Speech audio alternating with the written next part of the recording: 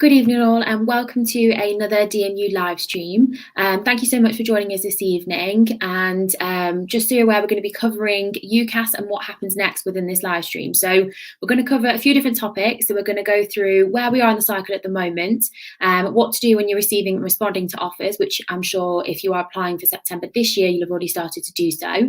We're going to go over a little bit about UCAS Extra, which is definitely useful to know, and then also clearing, results day, and then how to prepare for university. Now, obviously, it's not just myself today. I'm joined with my lovely colleagues, Dal and Faye. So I'm just going to introduce you both. Hi, Faye, do you want to just give me a bit of introduction?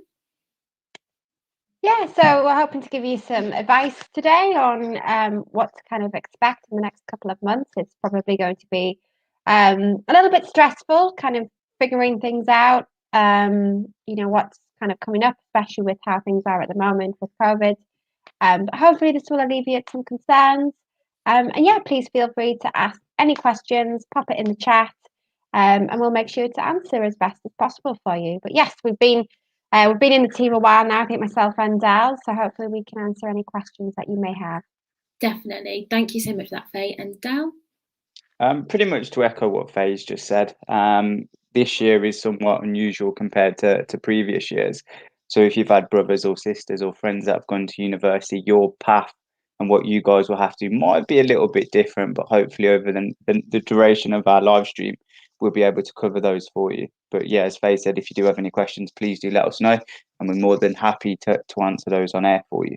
Definitely. Thank you so much, guys. So I'll introduce myself as well. So I'm Nikila. I work in the same team as Faye and Dal do within school and college liaison. So can't stress it enough. We really want to make this as interactive as possible. So if you do have any questions, do please just let us know.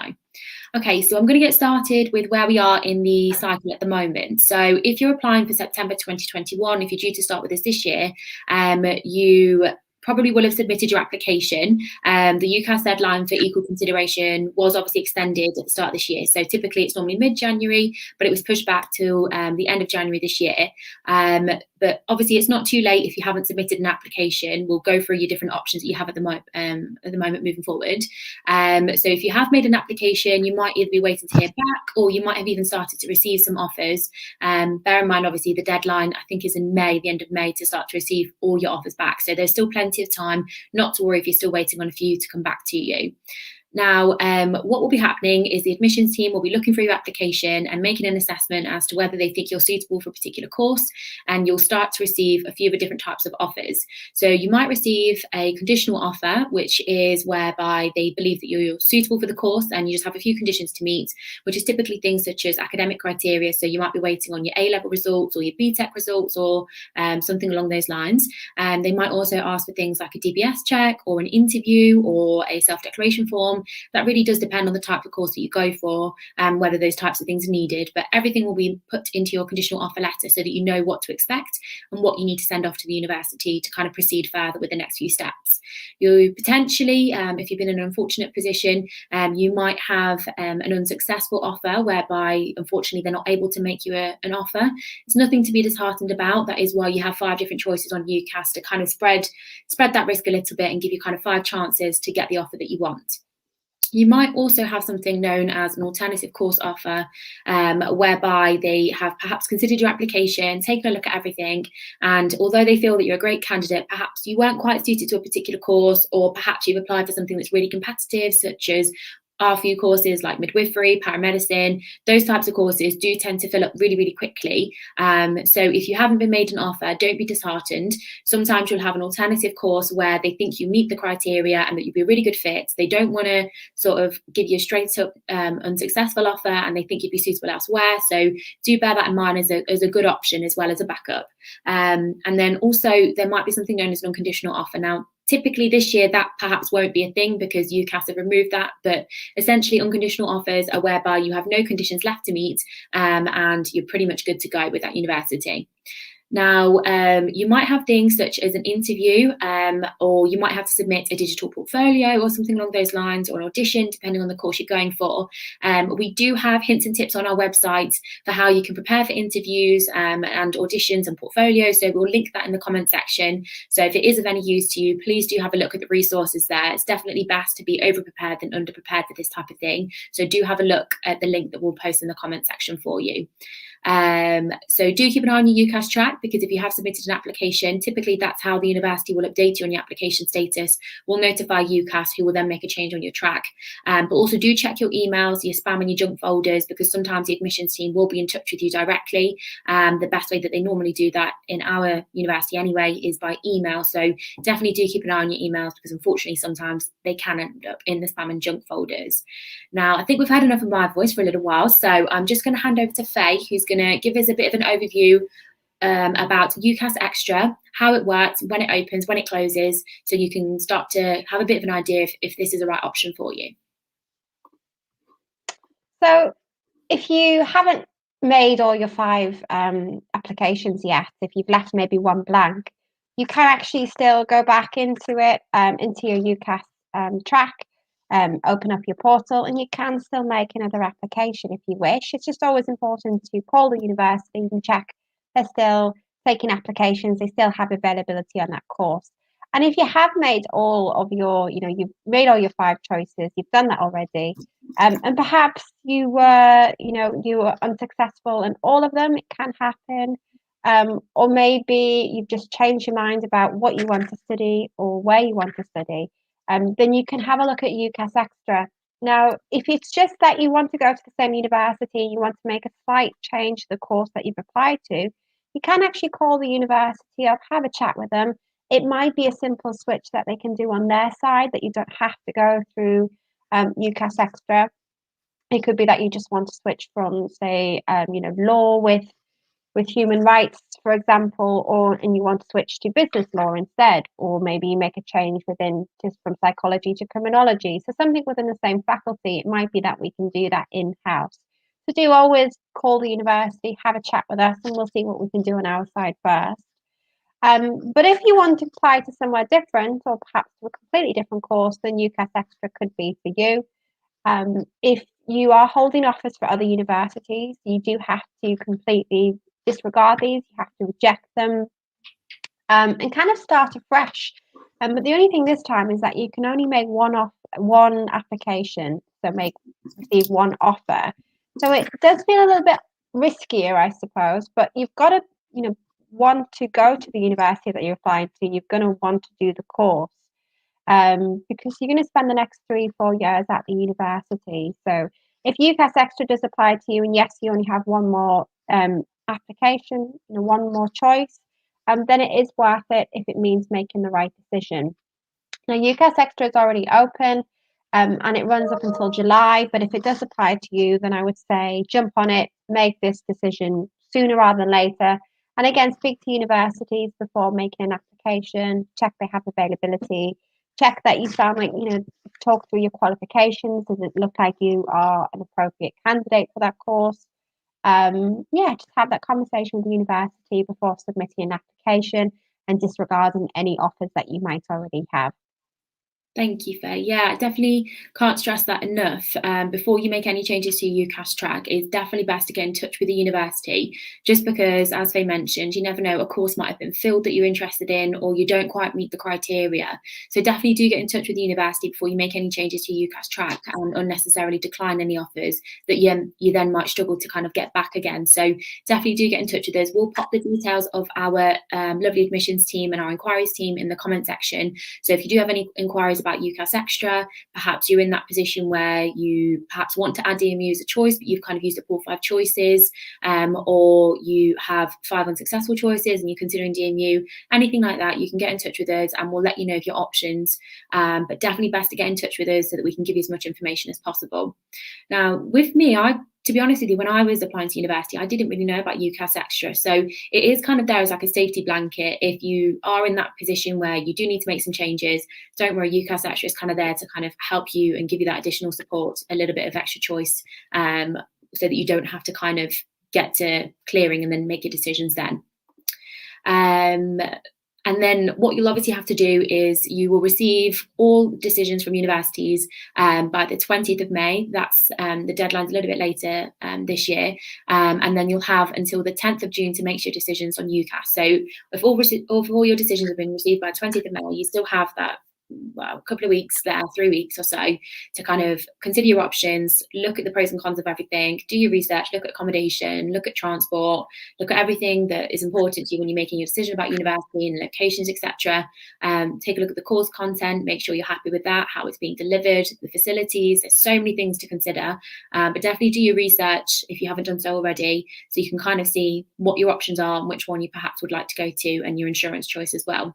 And then obviously what you do is you choose your firm choice. Now, what would happen is if on results day everything goes to plan, automatically, if you meet the criteria for your firm choice, everything would work out well and you'd go straight with your firm choice. Now, if you don't quite meet the criteria, perhaps something doesn't quite go to plan on results day, and you don't quite meet the criteria for your first choice, if you do meet the criteria for your insurance choice, your application would then fall to them, and then you would end up being accepted by this university, and that's how you would proceed. Now, if in the unfortunate circumstances you don't meet either of these criteria, you would fall into something known as clearing, which we'll touch on in a little while. But don't worry, as you can see, there's loads of ways that you can get into university. It's not everyone gets into their firm choice. It's actually more common than you'd think to go through clearing and not get into your firm choice. I personally didn't get into my firm choice university, and things sometimes don't go to plan. So don't worry, there's plenty of options and there's plenty of universities. I'm sure there's places available. So definitely do get in touch with universities on results day if you do find yourself in that position. Now, one thing I do want to touch on is student finance. So if you haven't done so already, I strongly urge you to get your application in for Student Finance England. That's available for all UK students. Unfortunately, it's not available for EU or international students. But if you're a UK student, you can apply for student finance. So they'll provide you with funding for your maintenance loan and your tuition fee loan. We'll provide the links for that in the comment section.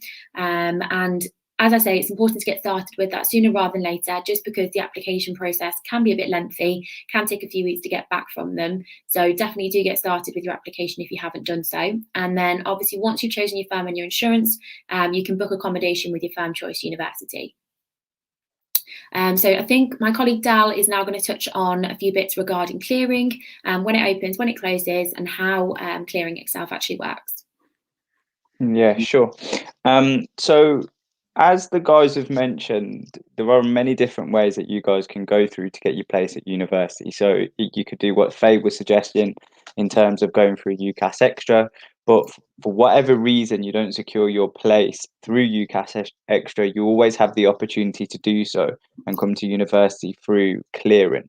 Now, clearing obviously sometimes has this negative connotation associated to it in terms of it's for a student that's failed or a student hasn't done as good as what they expected to be. And we would strongly advise you guys not to look at it in that respect, because you could be a student who's gone to college or to sixth form for the past 2 years, and university has generally not been on your radar. So you haven't made a UCAS application. And then come results day, you've had a look at your results and thought, you know what, I actually do want to go to university. So clearing then becomes a viable tool for you guys in order to gain your place at university. And the beauty of clearing is it's based on a first come, first serve. So it doesn't necessarily matter who's got the better grades when it comes to clearing. It comes to those students who are very, very proactive. So for us that have worked previous clearings, sometimes we're available from 5, 6 o'clock in the morning on results day. So it's a long day for us, but you literally can get in touch with the universities very, very early on results day in terms of getting your offer over the phone. And that's the way it works. You don't have to wait and go through the rigmarole of putting through a formal offer or formal application through UCAS. You would literally contact the universities directly that you're interested in attending.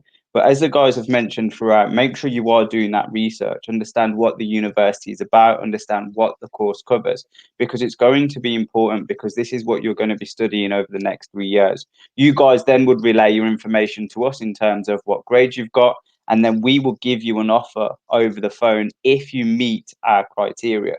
So once you've received your verbal offer over the phone, you can then go into your UCAS track, and then you can accept our clearing offer if you're not holding any offers elsewhere. That's very, very important. So if for whatever reason you do not meet your firm, students need to be aware that you're going to your insurance choice. So that will become the university that you're going to. So if you're no longer happy with your insurance choice, you would then need to release yourself from there in order for you to go through clearing. But we wouldn't recommend releasing your place until you have a place confirmed at a university. And you can hold multiple offers through clearing. So you can phone up as many different universities as you like, and you can get multiple offers over the phone. But remember, you only can accept one. So when it comes to making that final decision, make sure you choose the right university. Clearing for each institution will differ. So for us, our clearing will open a bit earlier. So we'll be notifying our students when that opens. Just to give you a rough estimate, would be looking in the summer term. So you don't have to wait till results day if you get your results published early. If I'm not too sure if BTEC are still doing it where they get their results earlier, then A-level students, you can automatically start phoning up different universities and getting those clearing places secure. So remember, the biggest tip when it comes to clearing is being proactive and doing that research early and beating the other students to it, really. Yeah, definitely. Can't agree with that more. It's definitely never too early to start preparing. For me personally, I would have a plan A, plan B, plan C, plan D for results day, because obviously this year, unlike other previous years, it's very much you kind of can't gauge how results day is going to go, because typically you'd sit exams, you'd kind of have a bit of a feeling, okay, I think I did perhaps a bit better in this, perhaps not so well in this. Obviously, unfortunately, this year you might not have as much of an idea about how results day is going to go. So my advice would definitely be to echo what Dal has just said, to kind of be proactive, be prepared, get organised, make sure you've looked at alternative universities that you might want to enter through clearing, so that you've kind of got a list of universities you might want to call on results day if in the chance that you do need to consider clearing on results day. It's definitely best to be over prepared rather than under prepared, and I don't think you can be too prepared, really. Does anybody have any tips that they'd like to go over for results day? So I know we've obviously said about clearing and about how it's all going to work. What kind of advice does everybody have for results day, and how to kind of stay calm and make sure that you're sort of as proactive as possible on the day? I don't know about staying calm. I could give some logical advice in terms of, I know everyone's dying for a holiday, so for me, I can't wait for Bojo to give us the green light to go and travel again. But if you are like me and you are itching to go away, please do refrain yourself from that week window in order for you to be available to speak to university. So it's very, very important that you yourself are able to contact the universities and not so much your parents or guardians. So I know we've had a lot of phone calls in the past previously trying to deal with parents and guardians, but it's a lot easier for us to talk to the student directly. So a bit of practical advice: if you're chomping at the bit to go on holiday, please do not do it through the window of where you get your A-level results. Yeah, I definitely agree with that. I think my bit of advice, typically with the kind of era that we're in at the moment of social media, is to stay off all social media on that day, because if you do find yourself being bombarded with everybody who's gotten into their first choice universities, because typically obviously you post the best bits on social media, and perhaps you are ending up in clearing, or you're going with your insurance choice, or perhaps you're having a bit of a crazy day, the best tip I could possibly give is to just stay off social media, focus on your own thing, focus on your results day, and that would be my advice. I think it'd be a lot less stressful that way. What about you, Faye? Do you have any advice? I think just don't rush into anything too hastily. I think have a chat with your parents, or have a chat with your careers advisor or your tutor. Your teachers go through this every year, and they've seen every single situation that students find themselves in. So have a chat with them, seek advice. Usually you do get a little bit of time to sit on any verbal offers. If you aren't going to your firm or insurance choice and you are thinking about going to through clearing, you can usually sit on them. Do check with the university. Usually it's about 24 hours. And just check availability of things like accommodation, so you can give yourself a little bit of wiggle room to think about things. Are the university guaranteeing accommodation for first years, for example? That just helps you kind of relax a little bit, I think, so that you don't feel like you have to rush into anything within the first hour, of starting your research on results day on the 10th of August this year. And that's it, really. Just chat through things.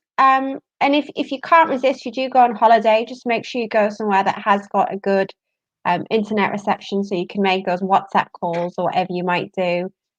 We are available even on WhatsApp. We do make offers on WhatsApp as well. So if you like dialing, you're just chomping at the bit to get on holiday, getting your flip-flops and getting the Lilo out, then just make sure you're going somewhere where you are going to be able to get in touch with universities. And yeah, that's probably advice from myself. Yeah, definitely agree with all of that. Very sound advice. So obviously, typically on results day, you'll perhaps have your school or college send you your results out. Now, typically you'd obviously go to collect them, and that's normally what would happen. But obviously this year, things might be a little bit different. They might be virtual, they might be emailed to you. I'm not really too sure. So obviously check with your school or college about how that's going to work. And then obviously it's the 10th of August this year is results day. Normally I think it's about 8 a.m. that you get your results. But obviously sometimes you might get a text from the university or an email or anything, so definitely keep an eye out, and obviously do contact us if you do need any advice. So if you are perhaps in the position where you are considering clearing, do contact the universities that you're interested in themselves and see if they have any places available. They might even be able to put you onto a waiting list for a course, so that if any places do become available, they can make you an offer. There's lots to consider on results day, so if there's any uncertainty, do just get in touch with our friendly team. I know that perhaps all of us here are going to be working results day, so do just get in touch with us and we'll be more than happy to help you on the day. Do obviously remember, if you do enter clearing, that there's going to be plenty of other people in the same position. The phones might be a little bit busier, so there might be a bit of a wait, but the sooner that you get started with everything, the better really. And obviously do just be prepared for a really early start, because I think results day, typically you get results from about 8 a.m, but we're obviously on the lines from about 6 a.m, and we do get phone calls in at that time. So definitely be prepared for a very early start that day and get a good night's rest the night before. We just want to go over a few bits about student finance within this stream as well. So we'll go over things such as the tuition fee loan, the maintenance loan, and briefly touch on repayments and how that all works. So if we get started, first of all, with the tuition fee loan, Dal, do you want to give us a bit of an overview about the tuition fee loan and how it works with student finance? Yeah, sure. It's an important aspect. So right now, in the midst of you like preparing, accepting offers, you should also be working on your student finance application.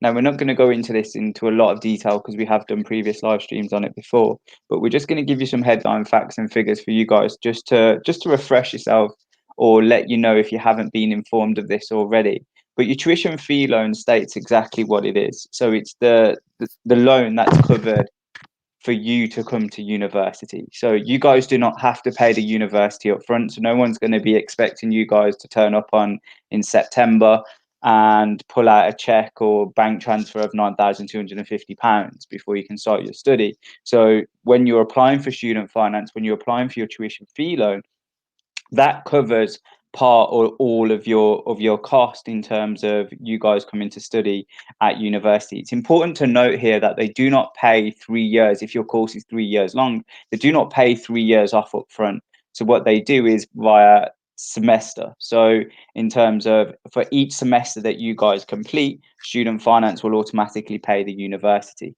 So there's no financial obligation for you guys to complete your studies. If you think that, you know what, university isn't quite right for me, then you do always have the decision to opt out and come out of university if you wish, without suffering any financial penalties. So it's available, as Nikila said very briefly earlier, that it's available to all UK students. But if you do have a very niche circumstance and you want to check your eligibility, please do get in touch with student finance directly, because they will be able to give you all the different nuances in terms of who's eligible and who can apply for the tuition fee loan. So the tuition fee loan pays for the contact hours that you guys have with both academic staff and support staff. So depending on the university that you guys go to, you'll be taught by some of the leading experts within the field. Now, it's really, really important that in terms of your own academic development, that you're getting access to that first-hand knowledge. Your tuition fee loan also goes to a variety of support services. So university is often dubbed as this long and lonely place, and students haven't really got no one to talk to. And that couldn't be any further from the truth. So there's a lot of different student unions that are available for students. There's a lot of different support groups that are open to our students. And your tuition fee loan, again, helps for us set up those different types of services. Library is very, very important. So I remember when I used to teach at a different university, at the start of every academic year, I'd always give my students a recommended reading list, and on there could be multiple textbooks that I'm going to cite, or different journals that I'm going to cite over the course of the semester.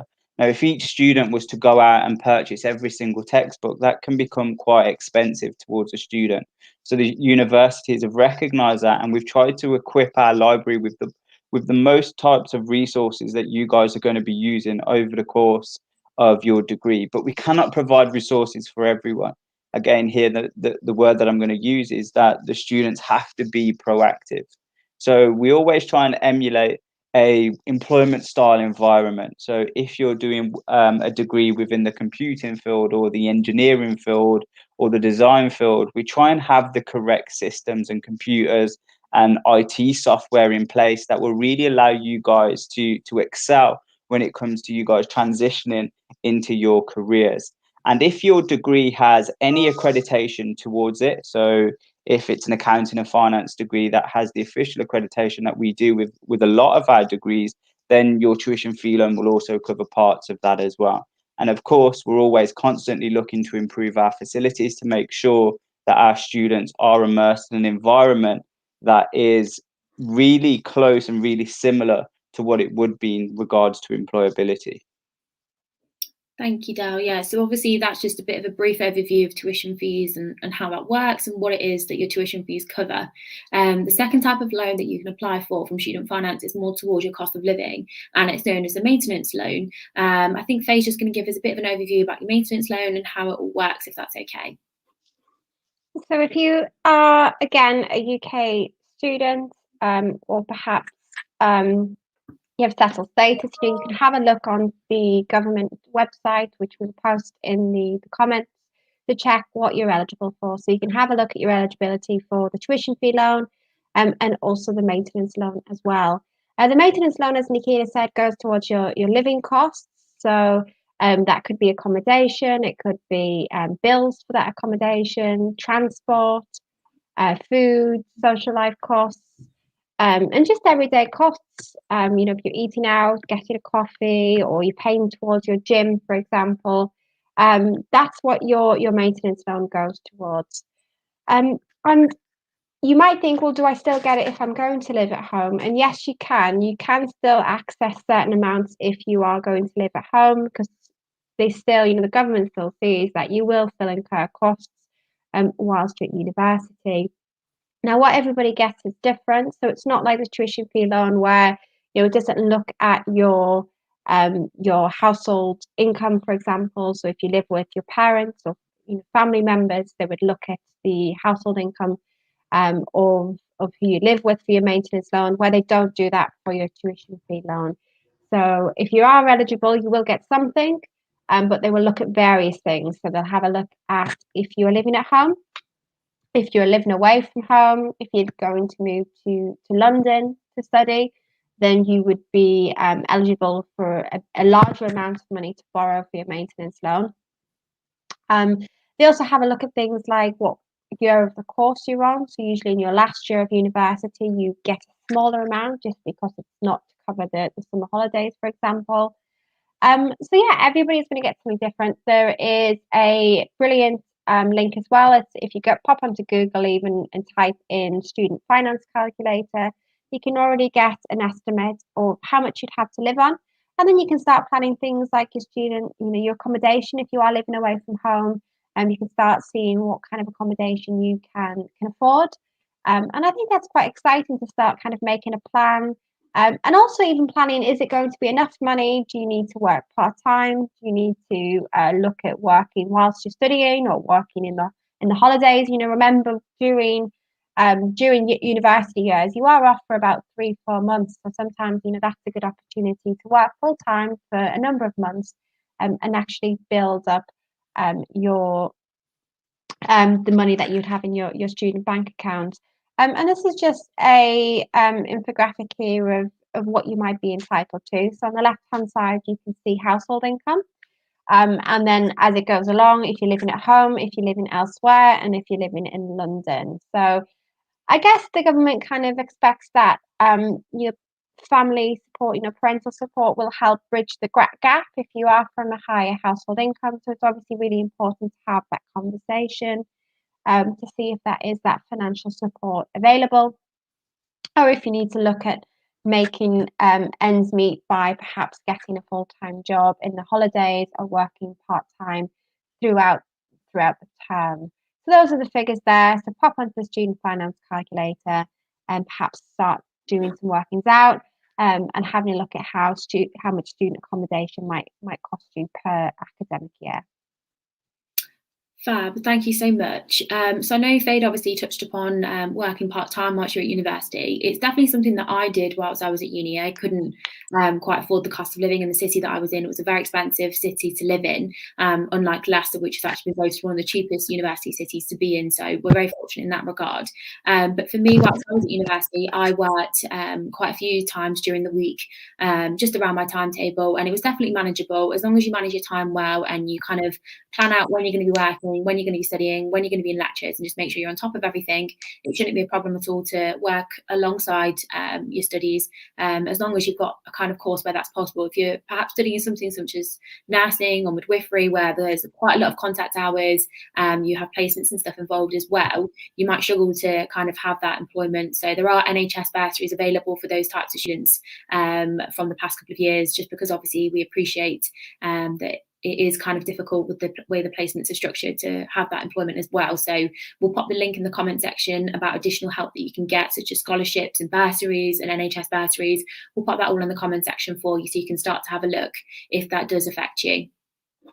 And then obviously, once you do graduate from university, you will have to start to repay back the money that you borrowed from Student Finance England. And what happens is that your maintenance loan and your tuition fee loan is consolidated into one loan. So you don't make two different sets of repayments. It's one set of repayments that you make.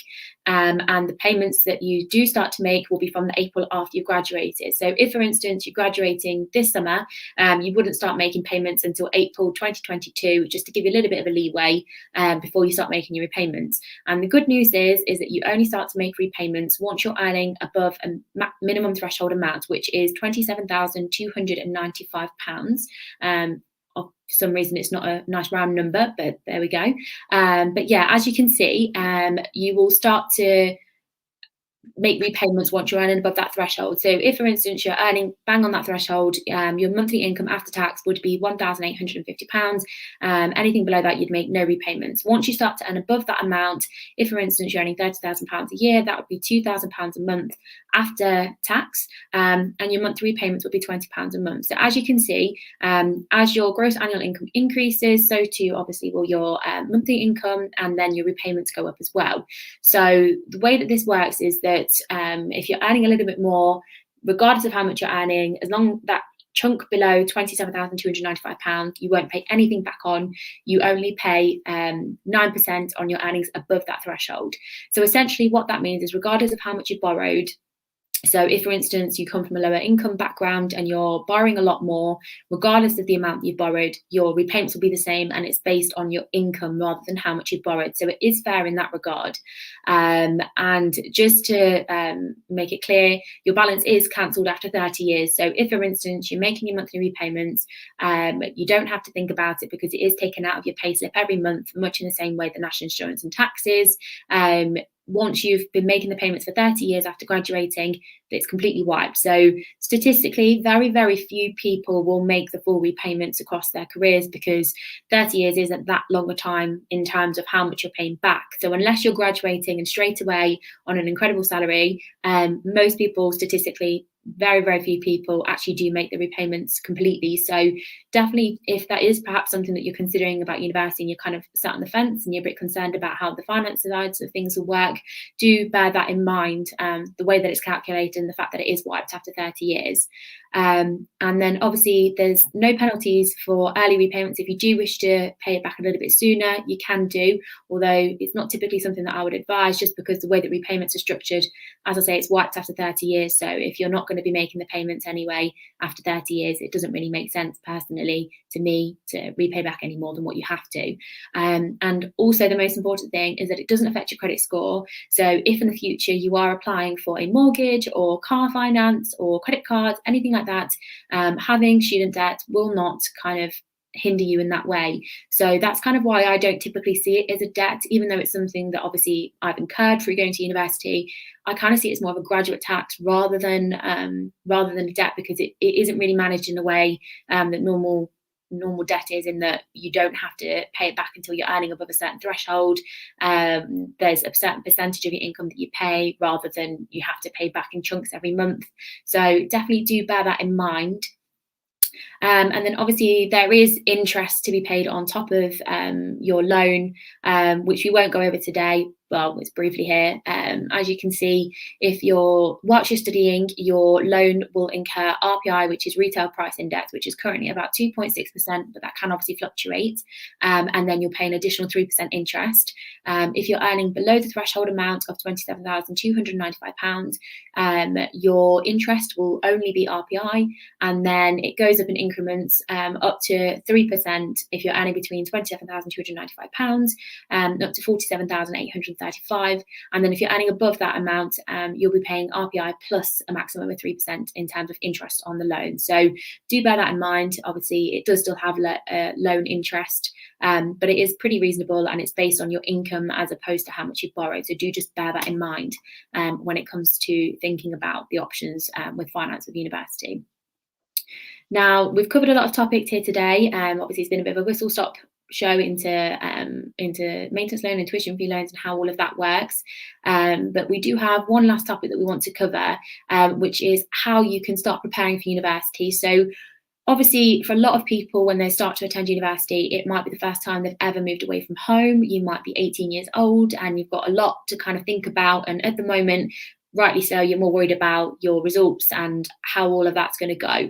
But you do kind of need to start to think about how to prepare for university, perhaps more so towards the end of the summer after results day, etc. But it's definitely best to kind of have an idea as to what to expect, especially if you don't know many people that have gone to university. Perhaps you don't have friends and family members that have gone to university. It can be a bit daunting. So we have a few hints and tips here for you. We're just going to go over a few bits about how you can start to get prepared. And Dal's just going to cover that for us, if that's okay. Yeah, sure.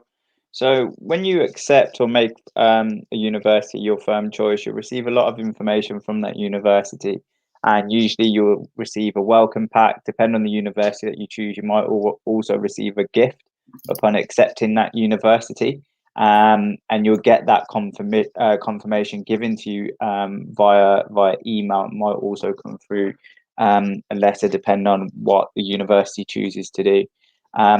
There will be a lot of social events that will be happening over the course of this over the summer as well. So I know, DMU are planning some great social events, and it's happening on a fortnightly basis, which starts in 2 weeks' time, and it's all aimed at our first year students that are starting in September.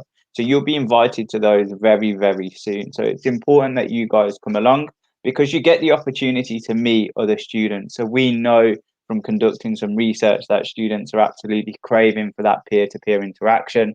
They want to get involved with other students. They want to meet other students in a fun, pressured style way. So we're trying to create those types of environments for you guys to make sure that you do not miss out on anything, and that your transition from your school or college is as seamless as possible. And you get the opportunity to start to build some relationships with people from and at that university. You'll also be invited to various different social media groups. And again, this is really important. So if you are invited to a social media group, if you have any questions or if you have any concern that you don't feel quite comfortable speaking to the university with directly, you can ask those questions in those social groups. So even though the social media groups are run by the university, they're not regulated by any university members.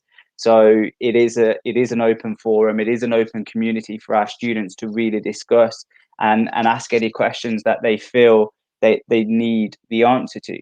think about your accommodation. So have you got that sorted? Do you need to get in touch with the accommodation office? Again, a lot of those information and those details will be sent to you as part of your welcome pack. So please do have a look at that in a bit of detail. And then start thinking about the practicalities of university. So if you're moving away, how are you going to be transferring your stuff? So are you going to be driving down? Are you going to try the more long-winded approach of going on a train?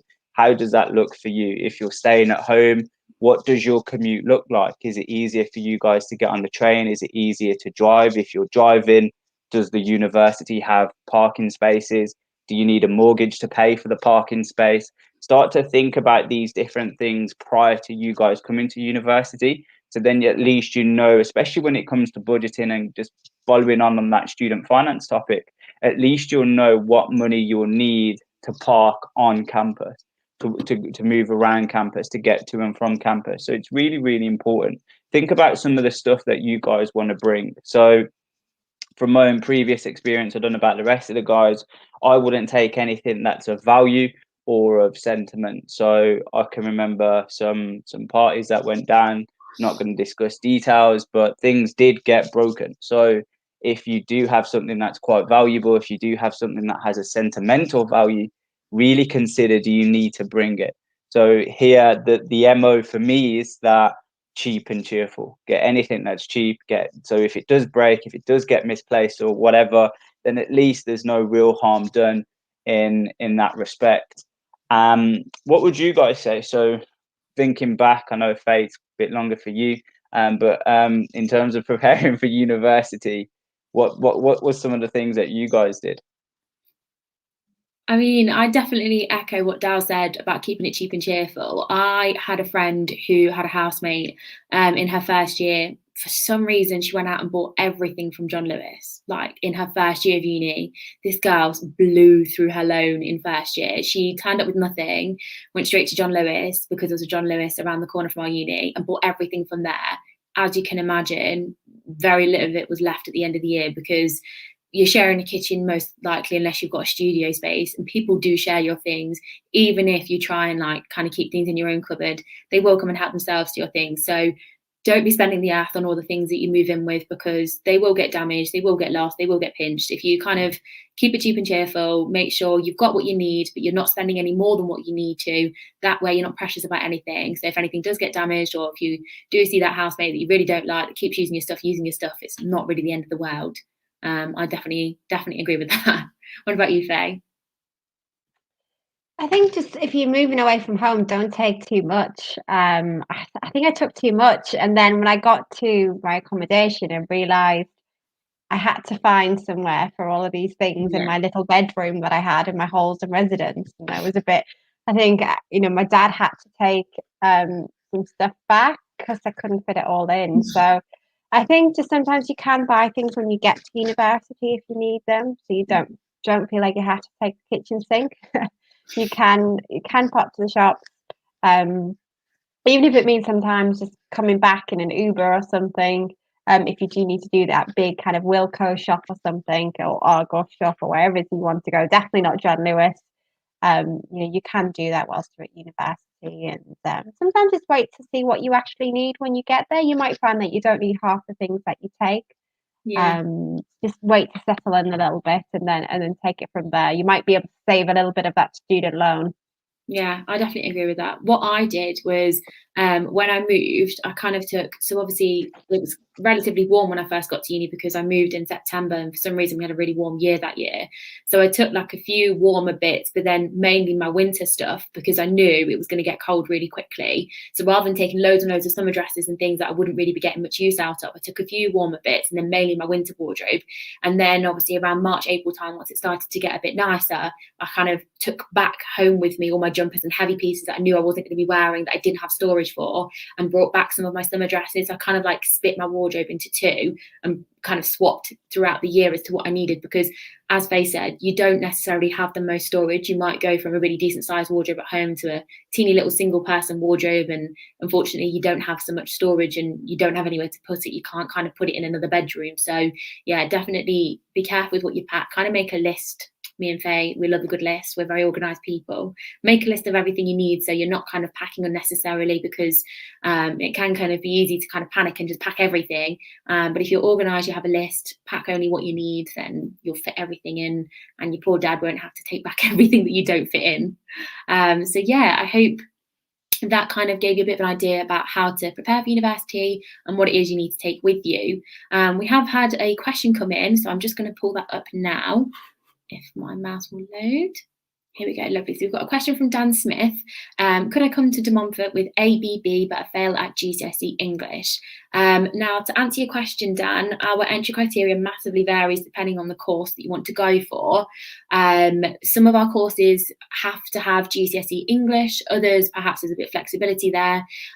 So we would really need to know what course it is that you're interested in applying for. So my advice, and we'll drop the email address in the comment section, is to email our admissions team directly. If you let them know which course it is you're interested in, let them know all your A-level qualifications, so what subjects you studied and the grades that you achieved, let them know what GCSEs you've achieved, and they'll advise you as to whether you'd meet the entry criteria with the qualifications that you hold, because unfortunately, until we know which course it is, we can't give you a definitive answer, because as I say, depending on the course you go for, it will vary. So for instance, something like midwifery, there's no room for negotiation. We can't accept functional skills as an alternative. It does have to be GCSE at a minimum of a grade C.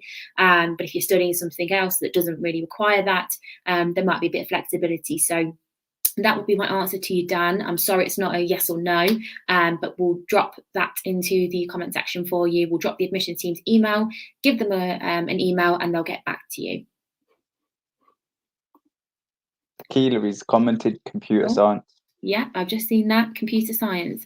I don't think it's mandatory for computer science. It might be in the criteria. As I say, definitely drop the admissions team a line and they'll get back to you and give you a more definitive answer. It's best to check with them if there is any wiggle room, because sometimes it might be stated on the entry criteria, but there might be a bit of wiggle room there. So it's best to get in touch with the admissions team directly. So thanks. With computer science, you need to achieve 112 UCAS points.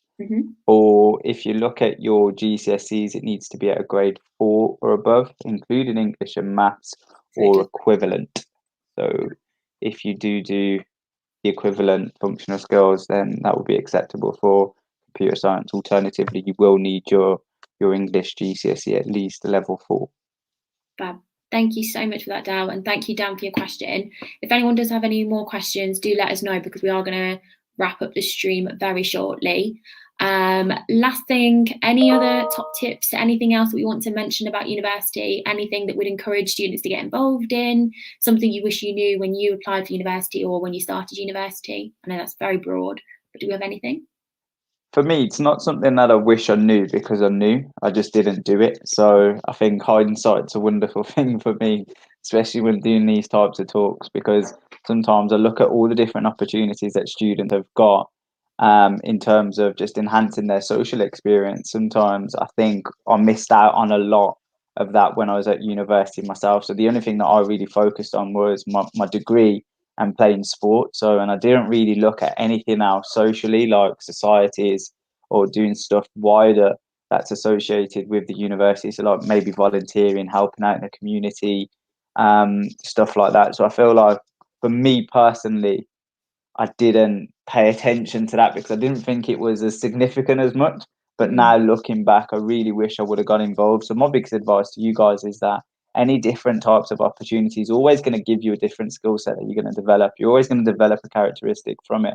And if you can get involved, try and get involved in as much as you can. And I feel like this past year has really emphasized that you know what, I don't want to be saying no to anything going forward, having not been able to say yes to anything for a long time. So hopefully there's a lot of students with that type of mentality as well. So try and do as much as you can.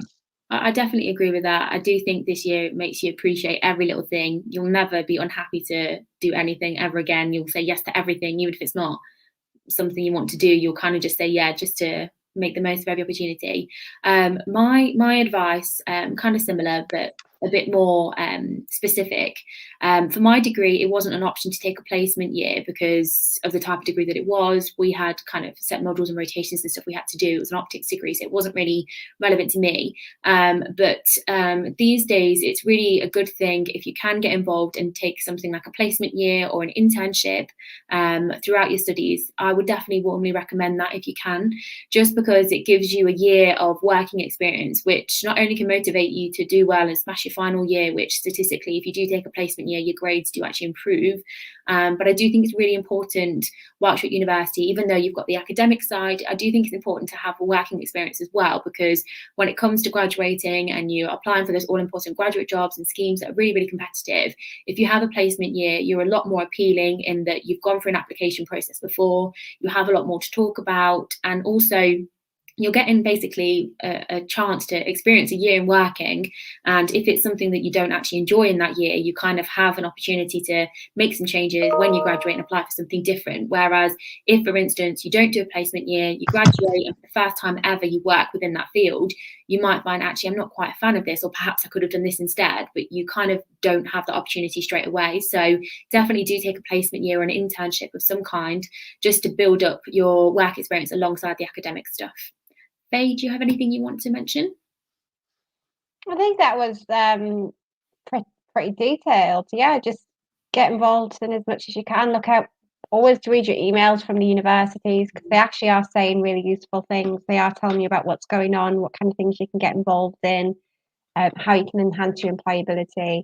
So yeah, I think you've both mentioned some really, really useful things, just making the most of your university experience and the opportunities.